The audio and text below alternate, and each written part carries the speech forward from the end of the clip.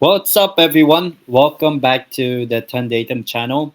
And obviously, today, it's been a while since I made a video on my channel, but I am not alone, as always, hopefully, because I am doing a preview. Obviously, you can't really see the title, but you'll see when I add him in. We're doing a preview on this person's channel, but we're doing a best 11 on this video, um, a combined 11 basically, and we might as well bring him up because he is about to travel, not tomorrow, but probably on Wednesday. I'm not sure, but it's where is he? Charlie. What's going on? Yeah, looking forward to this. Of course, Newcastle versus Tottenham in the Carabao Cup on Wednesday, the round of 16 of the Carabao Cup. Of course, Newcastle, the holders of the Carabao Cup. Both teams ending their long trophy droughts last season. Spurs with the Europa League as well, of course. Um, this should be good. Both teams have had, mixed starts to the season, you could say, some ups, some downs. But look, it's a big cup game. Obviously, both teams still hungry for trophies. So hopefully, not go on another drought in the way both did. And the Carabao Cup, look, the cups are obviously, I'd say, the most realistic route for both teams. So yeah, look, it's a massive game. It's a massive game. And like Ten said, there will be a preview for the match itself on my channel coming out as well. But here, today, I'm here to do a combined 11 of Spurs and Newcastle. So it should be very interesting. But yeah, 10 as always. Thanks for having me on. Subscribe to my channel, guys, if you haven't already as well. And make sure to subscribe to 10 as well. So yeah, looking forward to getting into it. Yeah. So we'll get started with the combined 11. We decided to go. Oh, is it appearing? Where is it? Okay. So we decided that we're going to be Inter. No, I'm kidding. But we'll go 4-4-3-3 because that seems like the most common position both of our teams play somewhat, with three attackers, three midfielders, and a back four. So we'll go from obviously from the back. We start from the back and end in the front. So at the back, obviously, Just as well, I'll add as well. The criteria for this is it's going to be players available. So we're not going to include players that are injured. For example, for Spurs, Madison, Cooley, for Newcastle, Livramento, and stuff. So yeah, so there's not going to be injured players. This is a combined 11 of players available. So yeah. So we'll first start off with the goalkeeper. For some reason, I don't know why. Could you imagine if it's Ramsdale being picked? please let Ramsdale play. But listen, look, Pope's available. Yeah. So you should play him. I will you put should up play Pope. him. Look, for the combined 11, obviously in the game, I think you should play Pope over Ramsdale. Yeah. But for the combined 11, as you know, I'm a big Vicario fan. I'll argue him until the hill. Vicario is an excellent shot stopper. One of the most underrated keepers in the league, I think. Has proven the last two games that he, is a top goalkeeper. Vicario for me, I have to go. I'm going with Vicario. That's my vote. For me, look, Pope, I really like Pope, but I do think Vicario is a better goalkeeper, if I'm honest. So I'm going for Vicario. I know you're probably going to argue Pope. So I mean, obviously, the good sort of stat that kind of backs Nick Pope, at least at the near start of the season, is clean sheets. Obviously, I think in the 9 games in the Prem, he's had 5 clean sheets, which I think is the second best behind obviously David Raya at Arsenal. So if you want to say clean sheets, yeah, I guess a good record you could say. I think in terms of performances, obviously, I would say I don't know how I would feel about this past weekend's games, but obviously last week in the Champions League, both of our goalkeepers not only kept a clean sheet, but my goalkeeper got an assist. Yeah. So I'd say both goalkeepers are in still very good form. I just worry, what if it's Ramsdale and Kinski? Look, it might be Kinski. I think there's a chance it might be, but Vicario is available. So look, I'll just tell you this. There's going to be a few positions that I'm going to give to Newcastle, but for this one, I'm arguing. I'm backing Vicario for this one. Yeah. It depends Yeah. what look, it's your video, so it depends. You get technically the final vote. So Shay Given. oh my god. Or Oh, Tim. Shay Given. Oh, Nah, Tim Krul. Oh, no. By the way, I'm glad we're not playing against him every time uh, against us. but I'll go You'll say Vicario. you're taking Vicario over Bun. Yeah, because I think defensively, I think I probably Vicario's a better shot stopper. I think we can agree on that, right? Vicario's a better shot yeah. stopper. I think both have been really good this season. In most games. Vicario Well, actually hasn't been quite as good, but the last two games he's proven kind of the level that he actually is, in my yeah. opinion. Now it's time to go left back. I will put up Dan Burn. Dan Burn. Oh, you're going Dan Burn. See, I here's the I thing, right? don't think Lewis Hall will play. See, I think left back. I mean, I'm going to be arguing a lot of Spurs defenders, but for left back, Doggy's out, so there's only Spence there. Spence has done well, but he's naturally a right back. So I think if he's available, I will go for Lewis Hall as well for this one if he's available. The only thing is I don't know. Very talented player, Lewis Hall. Yeah, I mean I got to watch him cook at Tottenham when I was Yeah, he was good against us last yeah. season. But the only thing is that I'm not sure he's available. I think another maybe beneficial factor is obviously Dan Burn, experienced in getting cooked at left back, you could say, but also experienced with the Carabao Cup, especially at Wembley, you could say, Yeah, being man of the match. likes the Carabao Cup. Yeah.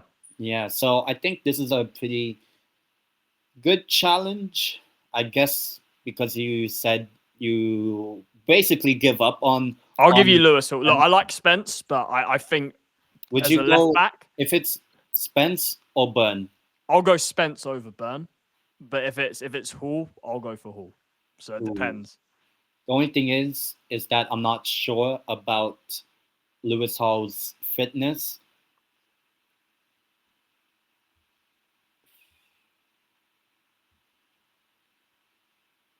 Ooh, I don't know. I think I'll still pick Dan Burn because I think he performs a lot better in the cup competitions at left back. I don't know. It's Dan Burn. irrelevant logic, you could say. But I guess we'll go with left side center back. This is a tough one. Well, Botman and Van der actually, Ven.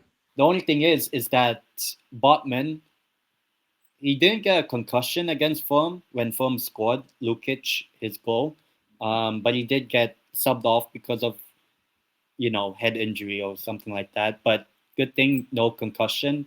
So yeah, I guess even without saying, obviously this past weekend, Look, listen, Van der Ven's a top player. Van der Ven is a fantastic centre back. The quickest centre back I've ever seen ever. Like he's so fast. Left centre back. Yeah, look, I rate Botman. I really rate Botman. I think he's top. Obviously both Dutch as well. But I'm going Van der Ven. should be going ahead of Van Disney. Man. I reckon Van der Ven over Botman. Yeah. I think. Yeah. In terms of right side centre back, I don't know who you're arguing, but See, here's the problem. Romero's out. Romero's not going to play. So you have, and probably you could say in terms of value for money, Malik Chow. He's been a good signing so far. Listen, I'll be honest, right? If Romero was fit, I would argue Romero all day long. Romero was one of the best centre backs in the world. It's as simple as that. And he's our captain. But Romero's seemingly not going to be available for this game, apparently. So without Romero there, look, I've got Danzo. Danzo had a very good game against Everton, but I'll be honest, Danzo's not a player that's, can start for us every game. I don't think he's quite at that level. So, but I think Chiao at Newcastle has come in, done really well. yeah, I reckon I'd go for Chiao if I'm honest. Against Firm. Yeah, exactly. So I'd go for him. I'll give you that as well. But in terms of right back, the good news is even though Lewis Hall and Livramento, I think, will not play in this game, I saw that we might have them back at least on training in the grass, but not like match fit enough to start or even be on the bench. So at right back, I am putting up one of your former players, Scored an own goal. I believe it was against Chelsea in Oh no, 2019. I think it was. no. Kieran Trippier is See, my. Trippier, look, Trippier was obviously a good player for Spurs. I thought, if we're honest, we probably let him go a bit too early. I think now, technically, I'm not sure if it's true. On the pitch, he would be the only player to have played in that 2019 Champions League final. The only player on that Correct. pitch. Yeah, Right? because our whole team's basically gone. I mean, the only one left is like Davies, who doesn't even start for us. I think So, he's even injured as well. yeah, and he's So injured. Yeah, I can't even argue Davies in this. But yeah. yeah, look, I like Trippier, but let's be honest, it's Porro. Oh yeah. Porro is a top right back. Look, Yeah. Trippier's great on his day, but I think he's past his best now. And I would say that, look, if Livramento was there, I think it would Oh, be more I'm close. arguing Livramento. You know, but even if he was there, Porro's one of my favorite players. For me, Yeah. Porro all day long. Yeah, just don't show him the 6-1 or the 4-0. Oh no, we're not going there. We're not Especially going there. since this game is at St. James's. Poro, and technically you could say Van de Ven. When Isak. Oh no. Yeah, But that was Ange. Angeball. Yeah. Angeball made a lot of good players look bad. I'll just tell you that. In terms of center defensive midfielder, I mean he was on the bench. He did play, and you shouldn't argue this. Listen, I'll be honest, right? Paulinho has been fantastic for us. Paulinho is a top number 6, but Tonali's incredible, man. Tonali, look, for my national team for Italy, look, I love Paulinho. He's been a great signing, but Tonali has to go in there. Yeah, he is, right. for me, behind Rodri, the second best number 6 in the league. Tonali, Yeah. he's unbelievable. How about Declan Rice? Nah, forget Declan Rice, man. Yeah, I mean Tonali, like it's clear. Incredible player. In terms of number 6s or even just midfielders in general, I would say. In terms of another midfielder, I guess you can say the one that's saying player 7, but let's say it's a number 8. Well, we can do a midfield 3, whichever. But Yeah. I would say, I'll give it to you straight away. Bruno Guimaraes is a fantastic player. Yeah. Your midfield, I think it's clear. Newcastle's midfield is their strongest point of their team. Yeah. And that's not the greatest area for us. So. Yeah. I would probably say I would put Bruno Guimaraes. I'm not sure who would you put.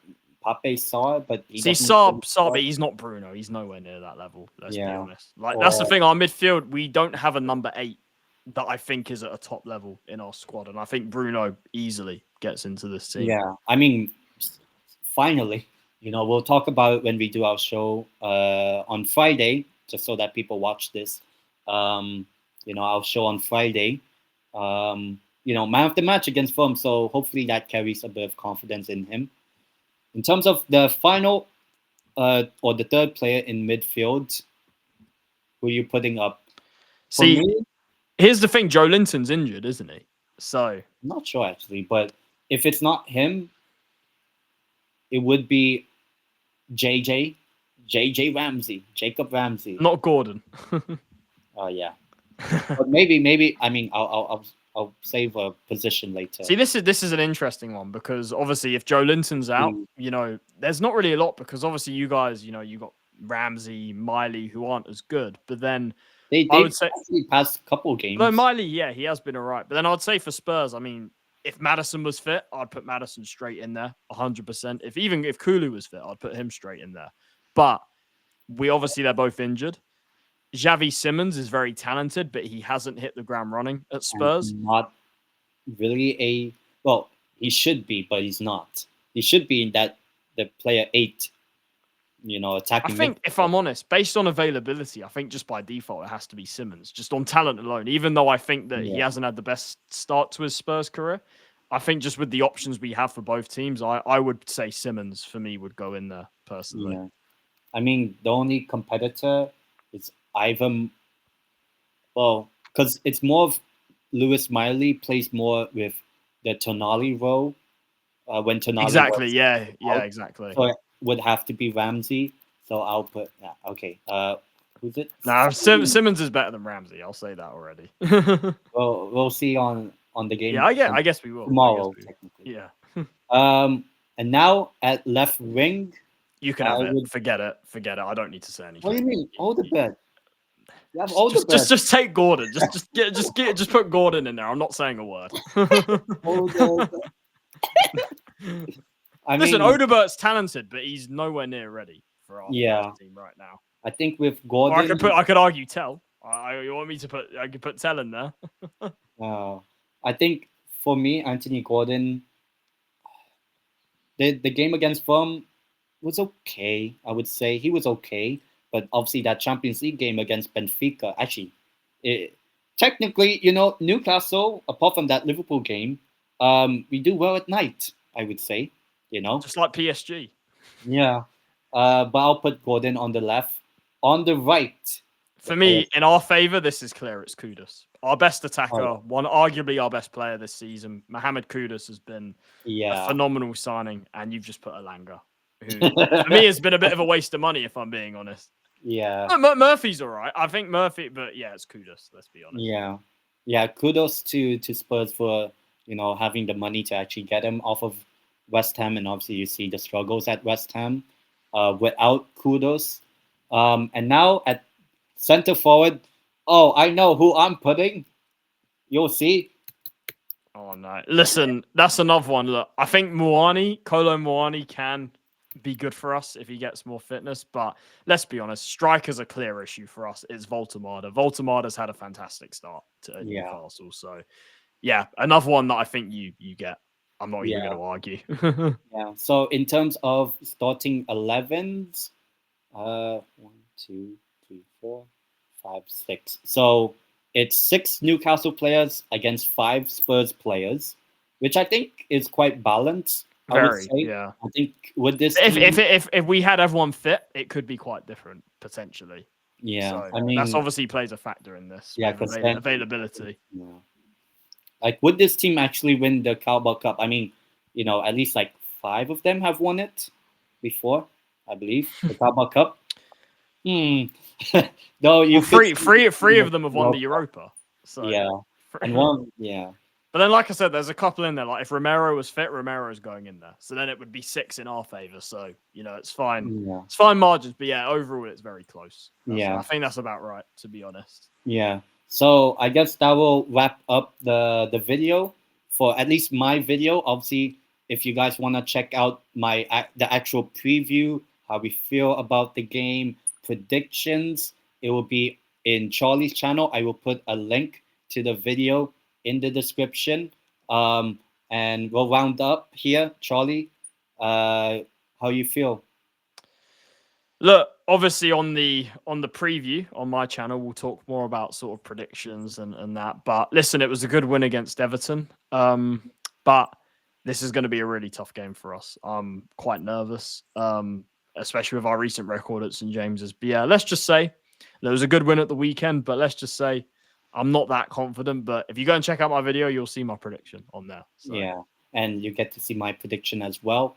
So yeah, we'll see you guys in the next one when Newcastle smashed Tottenham 12-0.